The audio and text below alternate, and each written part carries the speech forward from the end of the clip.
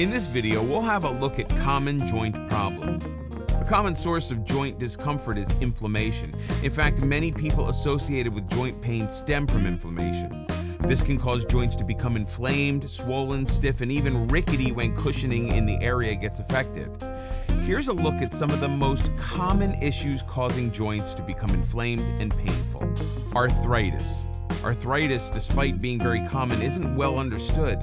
It's not a single disease, but a name given to a group of about 200 problems that affect the joints. The root cause behind all of these problems is inflammation of the joints. Arthritis can affect people of all ages, but is most common in women and older individuals. The common symptoms that you can experience during arthritis are pain, swelling, decreased mobility, and stiffness. Symptoms can range from mild and moderate to severe. As arthritis worsens, you may find doing everyday tasks a nuisance.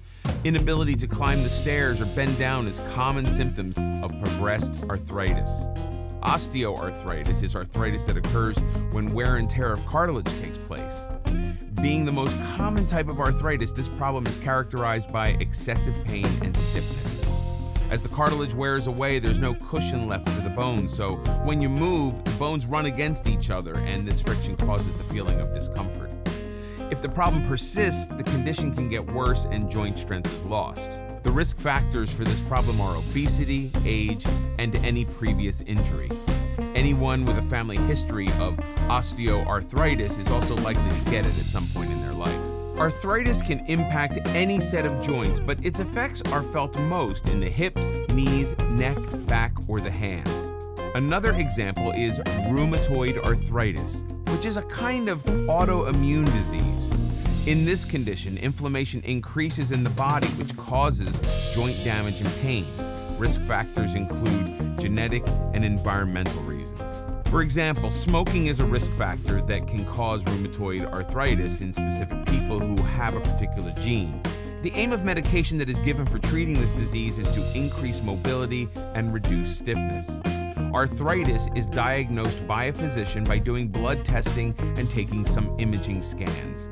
If the problem gets bad, an orthopedic surgeon performs joint replacement surgery. Arthritis may also affect other parts of the body when it progresses, so other specialists like dentists and ophthalmologists may also be needed. Gout. While the knees, neck, and shoulders are spots more susceptible to joint pain, gout presents itself in the big toe of the foot. It's a very common type of arthritis that can cause stiffness in the area, which is accompanied by excessive swelling and intense pain.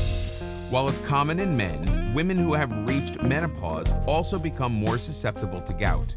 The cause of this joint problem is the deposition of uric acid in the bloodstream. This could be due to two reasons.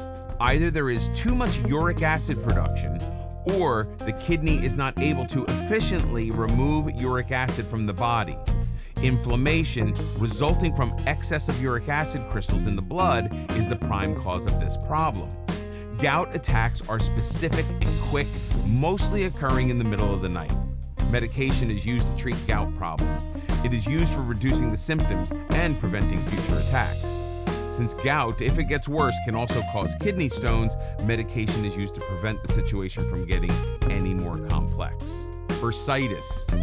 Bursitis is an inflammatory condition that affects the bursa. The bursa is a sac that is filled with fluid present between the skin and the joints.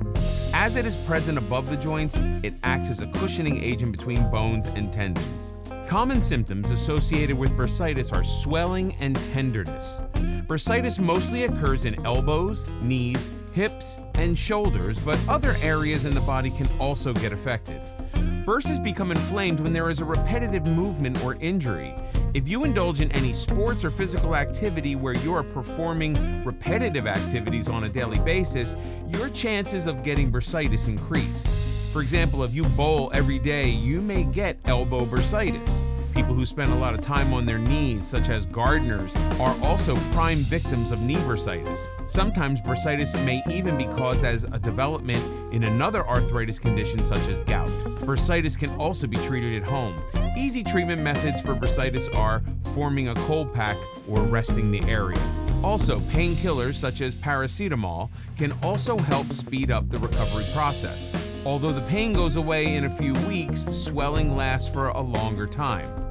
To prevent bursitis, it's important that you wear knee pads when you are playing and always warm up before exercising. If your symptoms are not getting better at home even after 10 to 14 days of treatment, then seek medical help. Repetitive movement injuries. Repetitive motion or stress injuries could be permanent or temporary injuries that cause damage to the nerves, tendons, or ligaments. These injuries occur when you are doing the same thing again and again. For example, if you're playing a sport in which you do the same motion repetitively, then you're likely to suffer from a joint condition. Carpal tunnel syndrome is a common form of such injury. It is caused by a disorder of the tunnel that runs from the forearm to the wrist. When the ligaments and tendons in this area get compressed, swelling and pain are experienced. This type of repetitive movement injury is common in people who type on computer keyboards on a daily basis. This injury can cause a lot of pain. Numbness and lack of motion is also associated with this joint problem. If it persists over time, the sufferer loses flexibility in the region. If treatment is not done, the end result is complete loss of friction. Of the two hands, the dominant hand is more prone to this problem, and women are 3 times more likely to get carpal tunnel syndrome as compared to men. People suffering from wrist trauma or diabetes are also at a greater risk of getting this problem. Rehabilitation programs for repetitive movement injury includes occupational therapy and pain management techniques. Heat and cold applications at home can also help. Exercising the affected areas helps to strengthen it and prevent any complete loss of mobility. Primary care doctors, medicine doctors, sports doctors, and orthopedic surgeons are involved in treatment of repetitive movement injuries. It is always best to get help before the condition gets any worse.